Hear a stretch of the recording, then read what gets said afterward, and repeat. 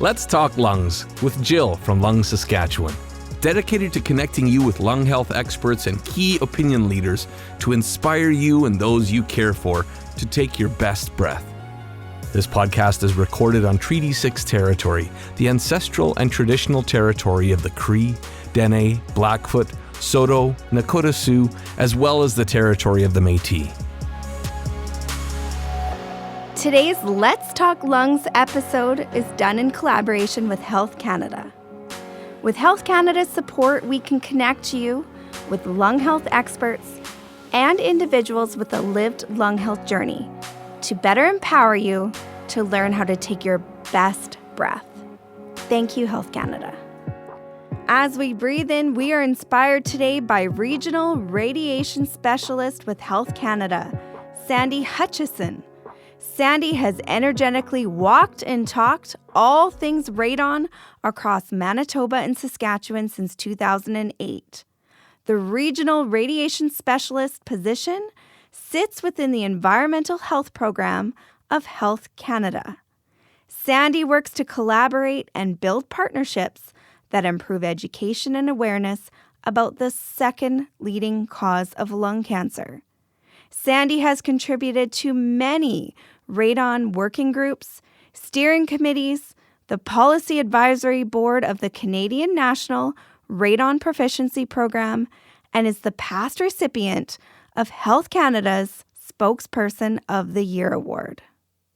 Today, Radon 101, the lung cancer risks you can't see, taste, or smell.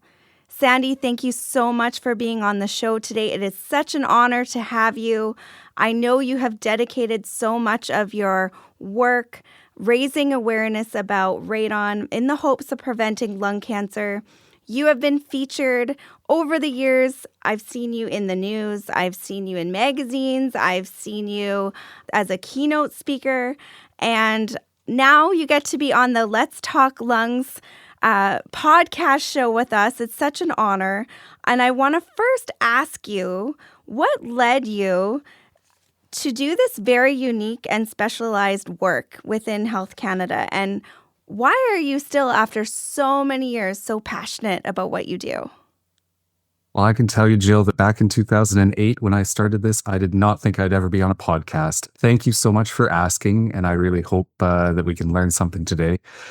Just like I did back then, I did not know what radon was when I was brought on board. But although I was having a great time working on contaminated sites up in the Canadian Arctic, there was work being done by the federal, provincial, territorial working groups to set a new guideline for radon in indoor air.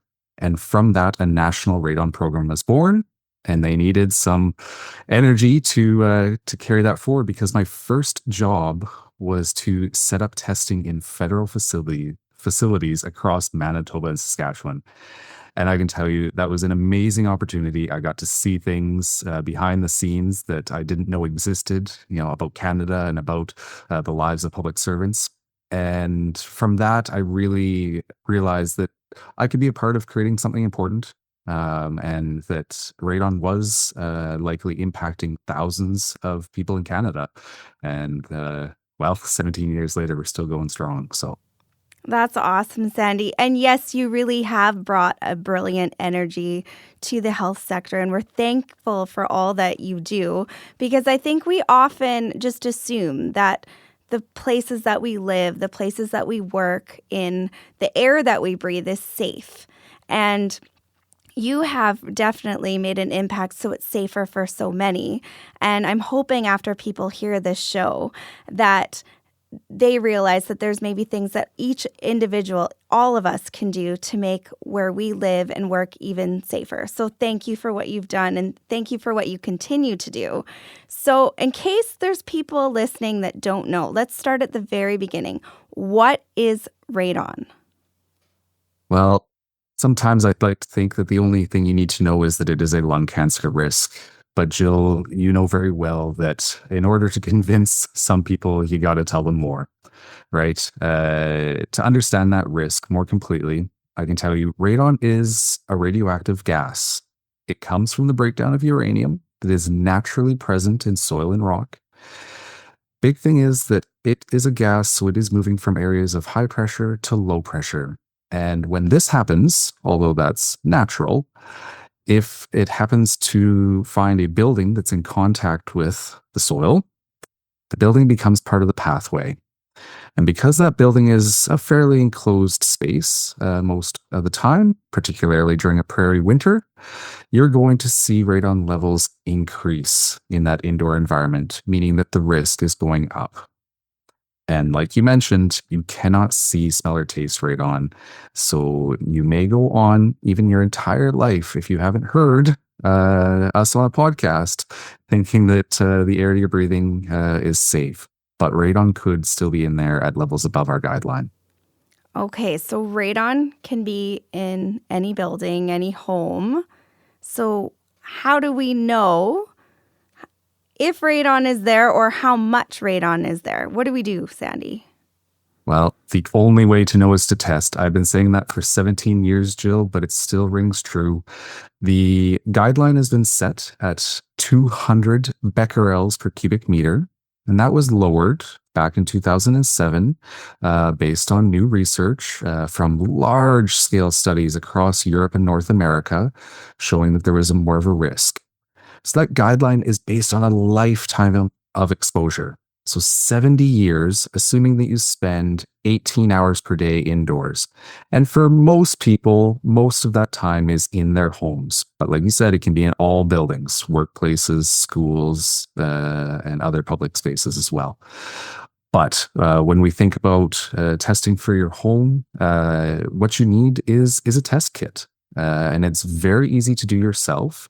There's great options available. And we have resources to point you in the direction of the ones that are using accredited labs, or they've passed performance testing. They're doing all of the things that we want to see in high quality work. Okay, so I just want to back up and say this again. So Health Canada has set a guideline that says if your home is above 200 becquerels per cubic meter. Did I get that right, Sandy? 200? You bet. Okay, 200, then they want you to recognize that your radon levels are high and you could be at more risk of developing lung cancer. Do I understand that correctly?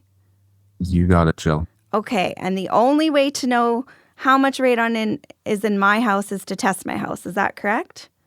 That's right. Because that guideline level, it is a spectacular amount of activity happening right before your very eyes that you cannot detect with the human senses. A becquerel is a disintegration of the particle, meaning it's releasing energy, specifically an alpha particle. And that is happening 200 times per second in every cubic meter of airspace at guideline level. And some people test well above that. You can be breathing that in, and if that energy happens to be released when it's inside your lungs, that's when the damage can occur. And if the cell reproduces with that damage, it can lead to cancer. Wow, that's so fascinating that all that can be happening and we can't see it, we can't taste it, we can't smell it. Can't feel it. I can't feel it. Yeah, all the senses. Wow, okay. Thank goodness for science and research. All right, so Sandy, if I test my home for radon and my levels are low, then is it safe to say to my neighbor, hey, you don't need to test, you're good to go? Because mine were low and we live side by side. Absolutely not. I have actually seen identical homes built side by side with a 20-fold difference in radon levels. There's more than one factor. So first and foremost, yes, you're going to have the uranium content in the soil beneath the structure. But you also have the integrity of the building envelope. What kind of openings do you have in the basement? And in fact, in how well sealed it is on the top half of the home as well. Do you have those drafty windows and doors, or have you recently completed energy efficient retrofits? And thirdly, it's also occupant dependent. your own lifestyle choices will change the pressure inside your home. Are you using a downdraft range fan? Do you have a central vac that is exhausting air? How many loads of laundry are you doing? When you're using your dryer, you're exhausting air. So because that's not balanced, replacement air has to be brought in. And if you want to get into the science part of it, hot air rises. I think most of us know that, like a hot air balloon. So that hot air all winter long in a Canadian prairie winter is pushing up on the ceiling of the highest level of your home. It's trying to escape, right? So that's the high pressure zone. At the opposite end of that is the low pressure. That's the basement or the ground contact part that can draw in the replacement air that is going to be soil gases, including radon. So you have many factors: what's in the soil, what is your building envelope, and how you're using your home. Testing is the only way to know. Wow, that's so fascinating, Sandy. I think a lot of us understand that the soil that our home is built on has an impact for sure, right? How much uranium is in our soil. But I think many of us wouldn't recognize that how we live in our home can make a difference in the radon levels as well. I know the home I'm in has drafty windows, and we sure go through a lot of laundry. So there you go. And that's going to make a difference compared to my neighbor's home. But thank you for clarifying that. And with that, so we're saying even if your home is okay, don't talk your neighbors out of testing because it can be very different. But let's talk about where we live in Canada. Does it typically matter of levels, or do they differ if I'm in one province or one city in Canada? Do we see typically higher levels in certain parts of our country? So I'd like to say there are areas that are known to be more radon prone, known to have higher levels overall, but there are no areas of Canada that are radon free. If you have built a home in contact with the soil, we have done that survey coast to coast to coast and found radon in every health region across the country. A more recent study collected nearly 7,000 test results. And from that, they determined almost 1 in 5 homes in Canada will have radon levels above the guideline of 200 becquerels per cubic meter. If you go to Saskatchewan specific, that jumps up to 1 in 3 homes, making it one of the most radon-prone regions in the country. Oh my goodness. Okay, so let me get this right. That it doesn't matter where you live in Canada, there's some level of radon everywhere in Canada. That's right. 1 in 5 homes in the country have above that 200 level that Health Canada sets as the guideline. But Saskatchewan, 1 in 3 homes have high levels of radon. Did I understand that correctly? That's right. And there are more localized regions that you could dig into the data and see even higher incidence rate than that. But again, it's all about testing. It's pretty common overall. So your chances it's going to be you, your neighbor, or you, your family member, you, your friend, right? Somebody is going to be testing above guideline, most likely. Wow, so common, but potentially serious. Absolutely. It is a preventable lung cancer risk. And lung cancer is serious. The 5-year life expectancy is quite low, mostly because it is caught very late, right? So radon itself does not cause symptoms, right? It's not that cough that won't go away. It's not a headache. It's not chest pain. It's not like carbon monoxide, for example. No, it is not an immediate effect. The effect of radon exposure is the initiation of lung cancer. And once lung cancer has started and progresses to a later stage, that's when you'll feel the symptoms, which may eventually drive you to seek advice from a health professional. And unfortunately, that is often at a later stage, of which survival rates are quite low. So prevention is key. Prevention is key. Prevention is the best medicine. Okay. So with that, we're talking about prevention, and you're telling us that we should all test our homes and workplaces. So can you talk about how we go about doing that and what different types of test kits are available to us? Of course. So a radon device is going to measure the alpha particles from the radioactive decay of radon and its decay products. So there's a few different technologies to do that.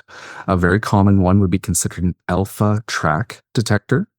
So inside of this small passive device that is not plugged in, it's not collecting radiation, it's not becoming radioactive, there's a small film that actually becomes scratched by the alpha particles as they leave that track, right? Illustrating how it could cause damage to your lungs if it can scratch this plastic to a point where that can be read by an automated reader in a laboratory.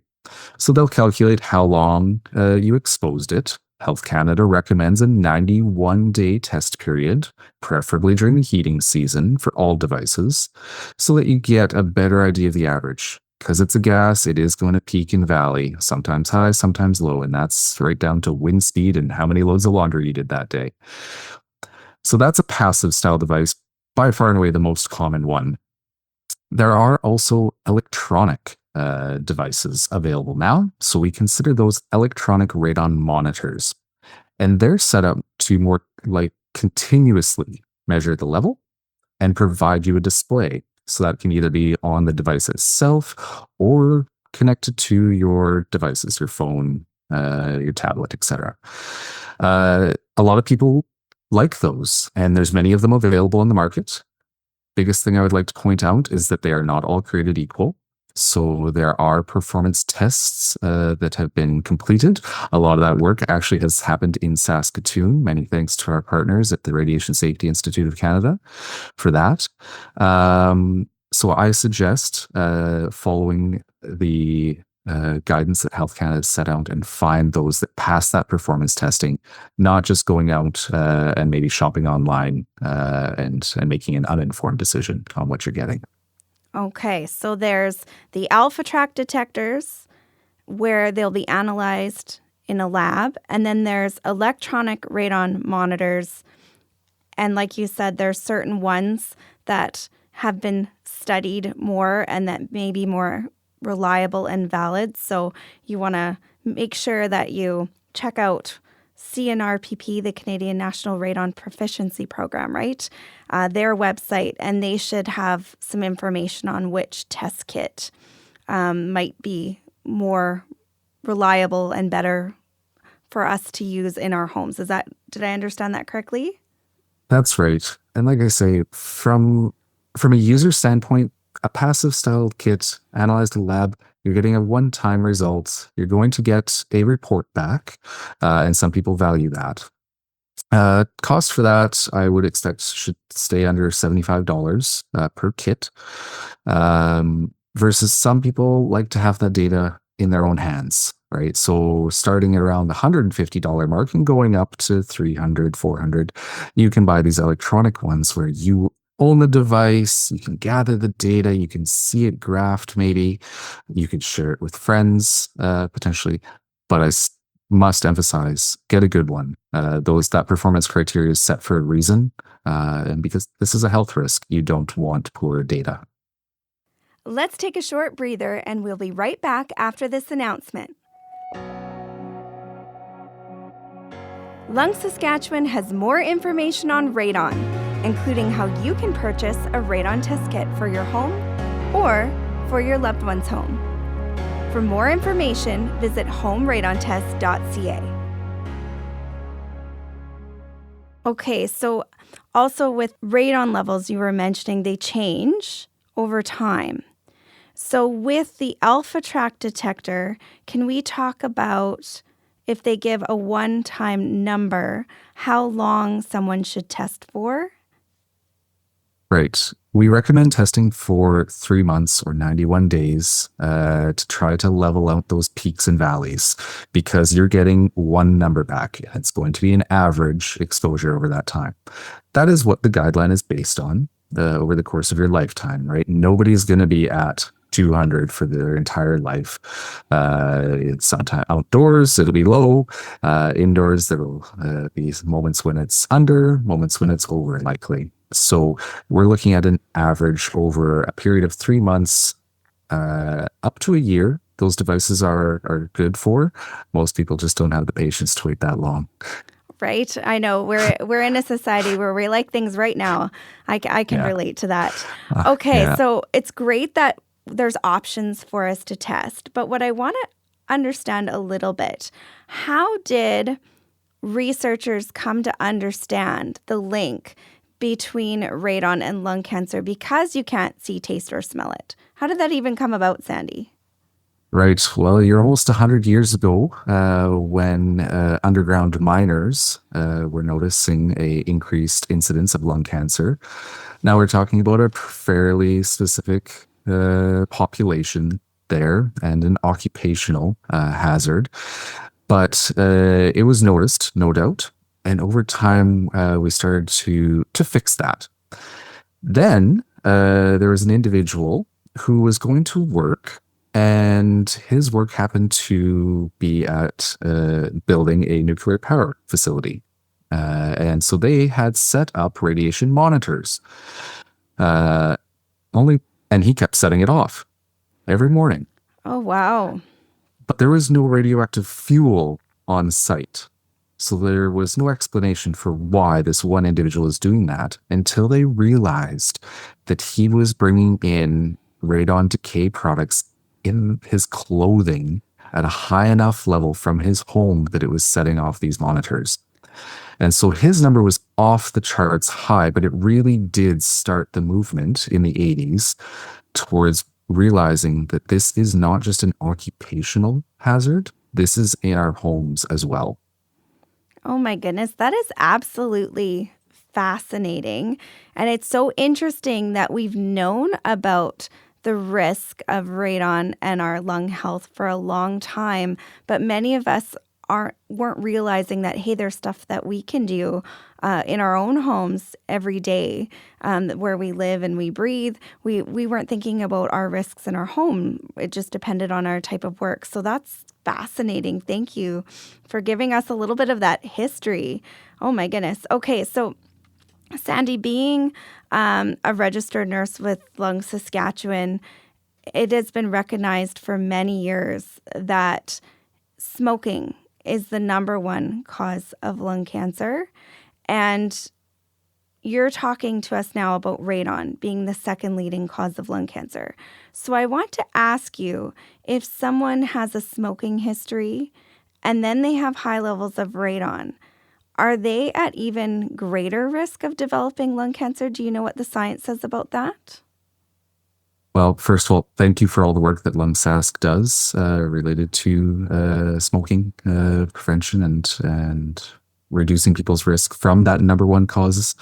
But yes, radon is right behind because almost everyone is exposed to some level of radon. It comes as a surprise to many that it is the second leading cause overall and first amongst those who do not smoke. But you're finding less and less people exposed to secondhand smoke, less people exposed to asbestos, right? So radon is right up there. And you're absolutely right. The combined exposure of smoking history and radon exposure will increase your risk of lung cancer.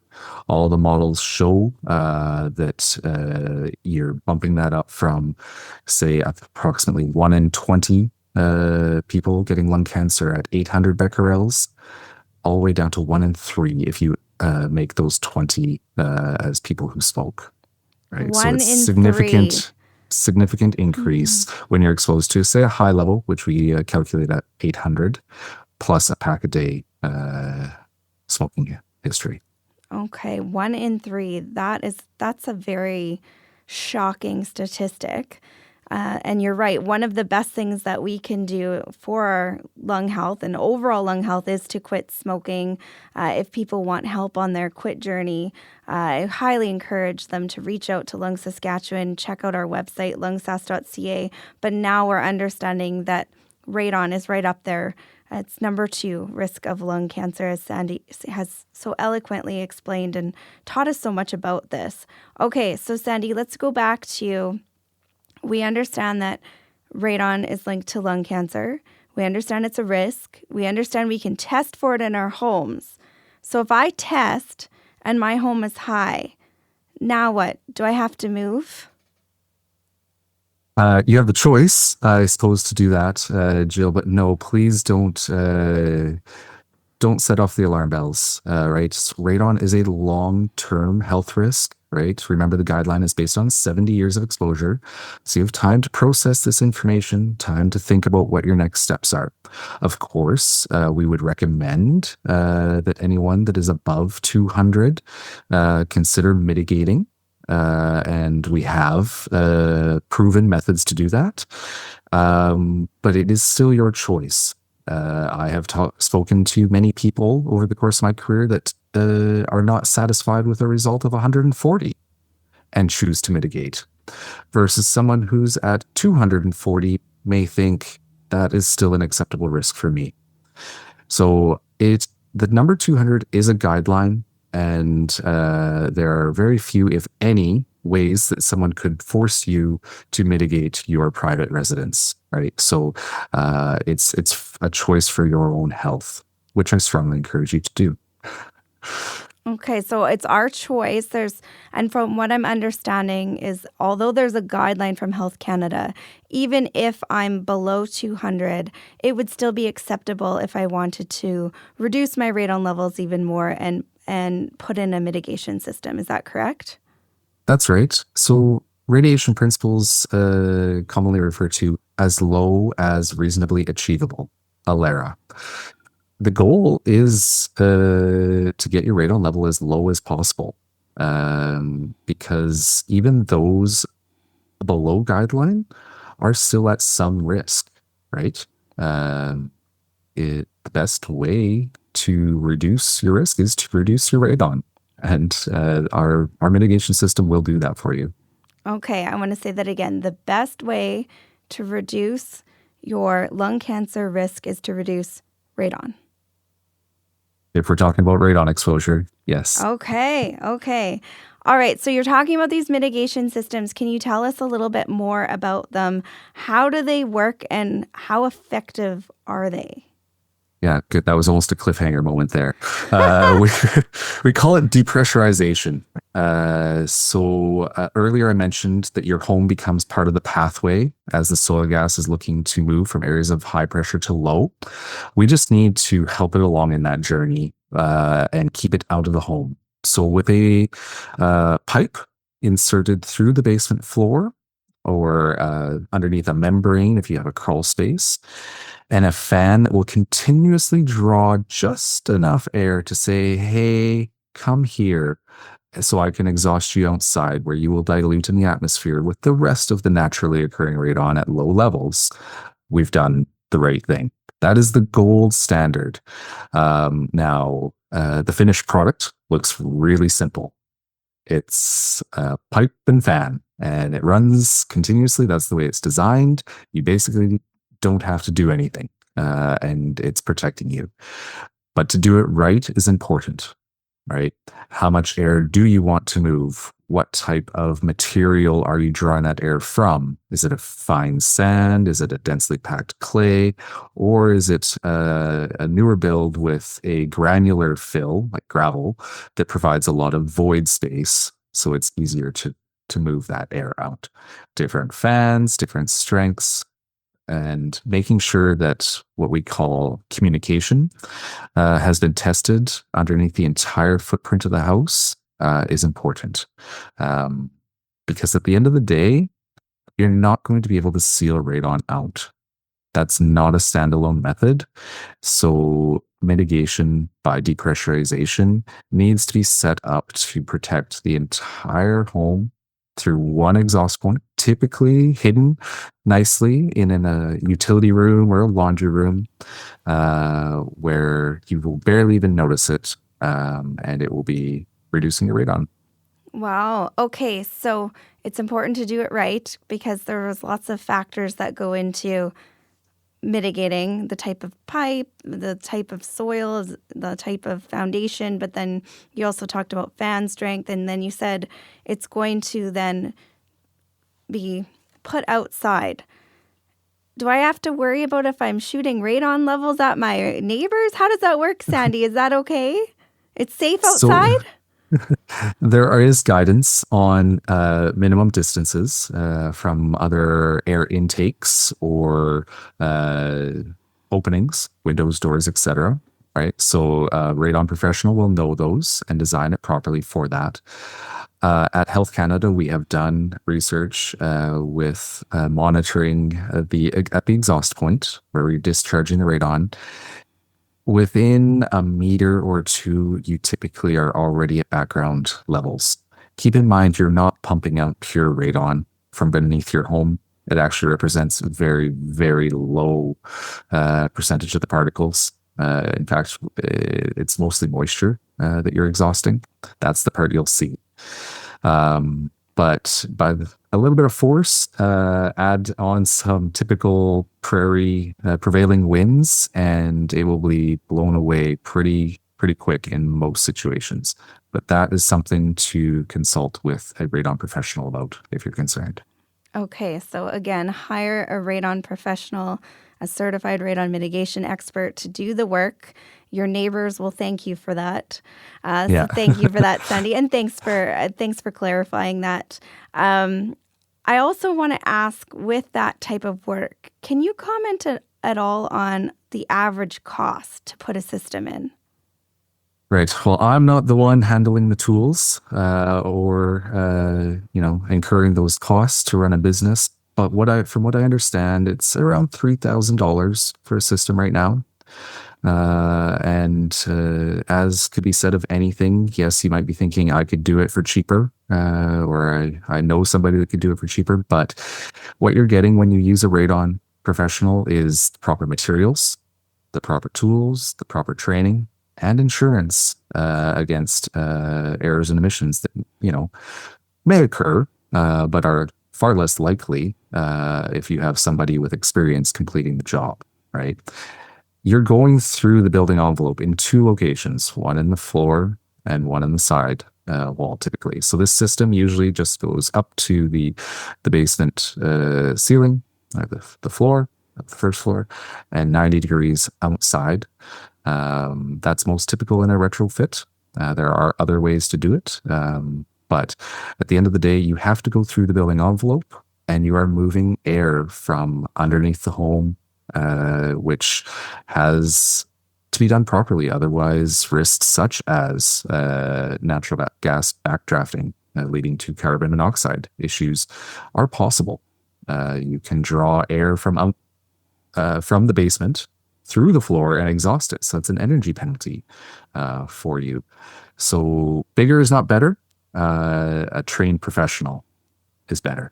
Okay, and I always think if you can, health really is priceless. So anything we can do to keep us healthy, keep us breathing well is so important. Sandy, you covered so much great information today. What would you like people listening to the show to take away most from our conversation? Well, thank you for listening. Thank you for helping raise awareness about radon. We find that generally people are curious about this topic, and it becomes a coffee time topic, and you can help spread the word. But most importantly, it is a health risk that I understand most people are not familiar with. And even though it's not top priority for you today or tomorrow, please don't regret not taking action and later being somebody who has to go through a lung cancer diagnosis and battle. It's a terrible disease, and I'm encouraging everyone to take action on radon. Okay, thank you. Amazing, Sandy. We appreciate having you on the show. Prevention is the best medicine, so if you haven't already done so, test your home for radon, and if those levels are high, reduce those radon levels as soon as you can. Thank you so much, Sandy. Great chatting with you, Jill. If you have a question about lung health, send it into info@lungsask.ca. In summary, on today's Let's Talk Lungs show, Sandy inspired us to test for and reduce the radon levels in our homes. His advice and lung health tips today were to test for radon, because even though you can't see, taste, or smell radon, it doesn't mean it's not there. Although every home will have some level of radon, testing is the only way to know how much. The good news? Radon levels can be reduced, which will also lower your risk and your loved one's risk of lung cancer. Thanks for listening. If you enjoyed this episode and you'd like to help support LungSask's Let's Talk Lungs podcast, please share it with others, post about it on social media, and leave a rating and review. Follow LungSask on Instagram @LungSask and on X @LungSask. That's all for this episode. See you next time.